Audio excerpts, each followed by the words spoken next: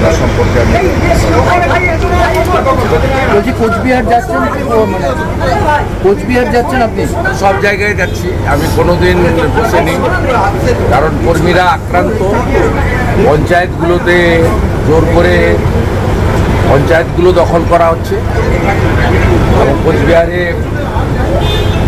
একাধিক পঞ্চায়েতে গায়ের জোরে তালা লাগানো পর্যন্ত হয়েছে, প্রধানদের গ্রাম পঞ্চায়েতে ঢুকতে পর্যন্ত দেওয়া হচ্ছে না।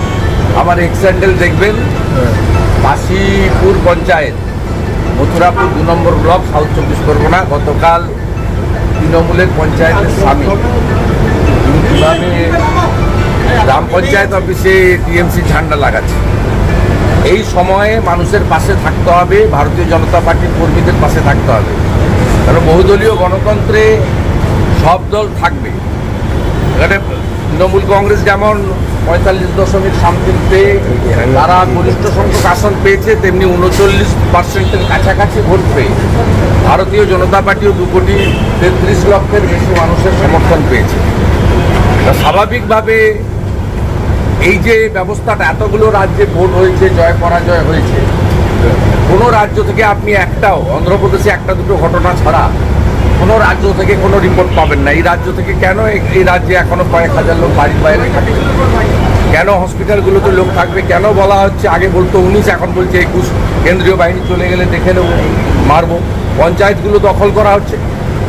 আমি কোচবিহারে যাচ্ছি, সেখানে পার্টি অফিসে প্রায় 270 জন ঘর ছাড়া ভারতীয় জনতা পার্টি কর্মী আছে, তাদের সঙ্গে মিট করব, পঞ্চায়েতের সঙ্গে মিট করব এবং আমাদের ওখানকার জেলা সভাপতি, জেলা শাসককে ভারতীয় জনতা পার্টির বিধায়ক সহ আমার মিট করার জন্য জানিয়েছেন। সম্ভবত হয়তো উনি দেখা করবেনও না। আমি সাংবাদিকদের সঙ্গে মিলিত হব এবং পরের কোর্স অফ অ্যাকশান আমি জানাবো। ইতিমধ্যে আমি দুটো জিনিস আপনাদের জানাই। যেখানে গতবার তৃণমূল কংগ্রেসকে ধর্ণা দেওয়ার জন্য 5 দিন অ্যালাউ করেছিল কলকাতা পুলিশ, সেই রাজভবনের গেটে আমি কলকাতা পুলিশের কমিশনারকে পরশুদিন চিঠি দিয়েছি।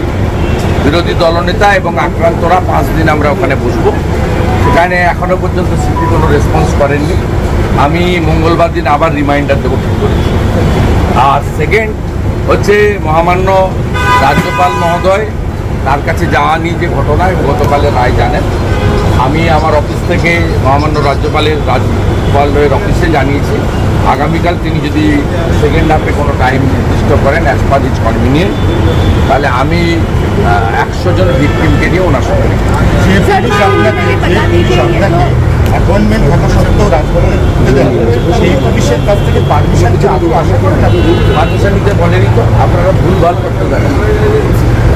জানাতে বলেছে, পারমিশন নিতে বলেনি, জানাতে বলেছে রাজভবনের অনুমতি থাকলে যাওয়া যাবে, পুলিশের কোনো রোল নেই। বাইরে ধর্না তো পুলিশের পারমিশন লাগবে, রাজভবনের বাইরে তৃণমূলকে দিয়েছে, আমাদের দেবে না। আবাস প্লাসের টাকা দেওয়া শুরু হয়েছে ডিসেম্বর থেকে শুরু হবে, কিন্তু সেই টাকা দেওয়ার আগে ফের সমীক্ষা করার নির্দেশ দিচ্ছে নবান্ন। বিরোধীরা প্রশ্ন তুলতে শুরু করেছেন যে সমীক্ষা করে 11,36,000 আবেদনকারীর নাম অনুমোদন করে কেন্দ্রের কাছে টাকা চেয়েছিল রাজ্য সরকার, তারপরে কেন নতুন করে সমীক্ষা নিয়ে নিয়েছে FRBM অনুযায়ী, আর ঋণ নেওয়ার সুযোগ নেই। সেই জন্য ভোটের আগে একরকম, ভোটের পরে একরকম। তো 21-এর আগেও বলেছিল ডবল চাকরি হবে, 21-এর আগেও বলেছিল মোদি ভ্যাকসিন নেব না, আমি কিনে দেবো।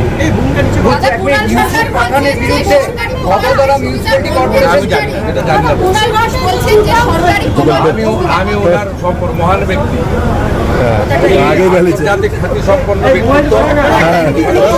বেলঘরিয়া, কামারহাটি, রক্তলা শুট আউট, তৃণমূলের কর্মী গতকালকে শুট আউট হয়েছেন বসিরহাটে। শুট আউট একটা নতুন চালু শব্দ, যেটা পশ্চিমবাংলার সর্বত্র চলছে, কলকাতা শহর থেকে গ্রাম স্তর পর্যন্ত। তৃণমূলের রাজত্বে মানুষের কোনো নিরাপত্তা নেই, তৃণমূল কর্মীদেরও কোনো নিরাপত্তা নেই। শুট আউট হচ্ছে এবং মানুষ মরছে, অথবা মানুষ চিকিৎসার জন্য হাসপাতালে যাচ্ছে। হ্যাঁ, রাজ্যে মানুষের কোনো সুরক্ষা, বিজেপির তারা নাকি রাজ্যে আসবে, কিন্তু আমার মনে হয় না যে রাজ্যের কোনো কাজে লাগবে, সেটা কোনো কাজে লাগবে। এর আগে বিভিন্ন সময় আমাদের রাজ্যে ভোট পরবর্তী হিসাব খুব বিপজ্জনক, এতে কোনো সন্দেহ নেই। এর আগেও যখন হয়েছে, কেন্দ্রীয় দল তো এসে যেটা কী করেছে, তার রিপোর্টটা কি, তার অ্যাকশনটা কোথায়? এমনকি কেন্দ্রীয় সরকার তারা যখন বিভিন্ন সময় টিম পাঠিয়েছে, সেই টিমের রিপোর্ট কি, সেই টিমের অ্যাকশন কি? ফলে এটা লোক দেখানো কারবার, যেতে হয়, এসেছে, যাচ্ছে, ওই পর্যন্ত, কাজে কাজ কিচ্ছু হবে না। বাংলায় বিজেপির কর্মীরাও আক্রান্ত, মানে সন্দেহ নেই, সব বিরোধীরাই আক্রান্ত, বিজেপির কর্মীরাও আক্রান্ত। তাদের পাশে দিল্লির বিজেপি দাঁড়ায় না, এটা নিশ্চিত। না, সেটা হচ্ছে দেখা গেল যে গতকালকে শুভেন্দু অধিকারী রাজ্য যুব নেতা তিনি বিজেপি কর্মীদেরকে নিয়ে রাজভবনে যাওয়ার জন্য চেষ্টা করলেন, পুলিশ 144 ধারা কথা বলে আটকে দিল। বলবেন হাইকোর্টে গেছে, আজকে আবার হাইকোর্টে গেছে, যেতেই পারেন। আসল বিষয়টা হচ্ছে যে এই রাজভবনে যাওয়াটা একটা পুরোদস্তুর নাটক, যেখানে বিজেপি রাজ্যে পর্যুদস্ত হয়েছে, দিল্লিতে তো বটেই, রাজ্যে পর্যুদস্ত, এবং যারা এইসব নাটক করছেন তাদের দিকে দলের মধ্যে থেকেই আঙুল উঠে গেছে যে তাদের ভোটের আগের সব বড় বড় কথা আর ভোটের রেজাল্ট এখন তো অমুক দায়ী, বিজেপির ভেতর থেকে উঠছে, অমুকরা দায়ী, আদি বিজেপি, তৎকাল বিজেপি, ঝগড়া চলছে। এবং এরা, এই নেতারা, বড় বড় পদে থাকা নেতারা যারা ভোটের আগে বড় বড় কথা বলেছিলেন, তারা দলের মধ্যেই কাঠগড়ায় উঠে গিয়েছেন, দলের কর্মীদের কাছেই তারা ভিলেন। সেই জন্য এই পরাজয় থেকে নজর ঘোরাতে এই নাটক। ঘর ছাড়া আবার কি, বিজেপিতে ঘর ছাড়া একজনই, তার নাম দিলীপ ঘোষ, যাকে মেদিনীপুরের ঘর থেকে বিজেপি উচ্ছেদ করেছে। আর বাকিদের ওটা ওই হোমস্টে প্যাকেজ ট্যুরে কলকাতা দেখাতে নিয়ে আসা, নজর ঘোরাতে, সন্ত্রাসের অভিযোগ করে পরাজয় থেকে নজর ঘোরাতে, পার্টি অফিসে খাইয়ে দাইয়ে রেখে এসি বাসে কলকাতা ঘোরানোর জন্য বের করা।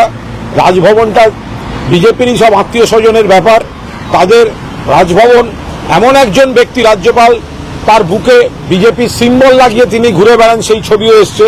তো এইসব নাটক করতে গেছিল, তো নিজেদের ব্যর্থতা ঢাকতে, পরাজয় থেকে নজর ঘোরাতে এসব নাটক করতে গেছে। বাকি রইল প্রশাসনিক বিষয়, কোথায় 144 আছে, কি আছে না আছে সেটা প্রশাসন দেখেছে। এখানে সরকার পরিবর্তন, সরকার সম্পর্কে কোনো নির্ণায়ক সিদ্ধান্ত নেওয়ার ভোট কিন্তু এটা নয়। মমতা বন্দ্যোপাধ্যায়ের নেতৃত্বে, মাননীয় মুখ্যমন্ত্রীর নেতৃত্বে রাজ্য সরকার ছিল, আছে এবং থাকবে। এখানে এই কেন্দ্রগুলির বিধায়ক নির্বাচন করলে রাজ্য সরকার তার সঙ্গে সঙ্গতি রেখে এলাকার উন্নয়ন আরো ভালোভাবে করতে পারবে। অর্থাৎ মাননীয় মুখ্যমন্ত্রী মমতা বন্দ্যোপাধ্যায়ের নেতৃত্বে যে সরকার আছে, সেই সরকার পক্ষেই এই এলাকার অংশগ্রহণ জোরদার করতে তৃণমূল কংগ্রেস প্রার্থীদেরই মানুষ ভোট দেবেন। সেই জায়গায় দাঁড়িয়ে আমরা আত্মবিশ্বাসী, 4-4।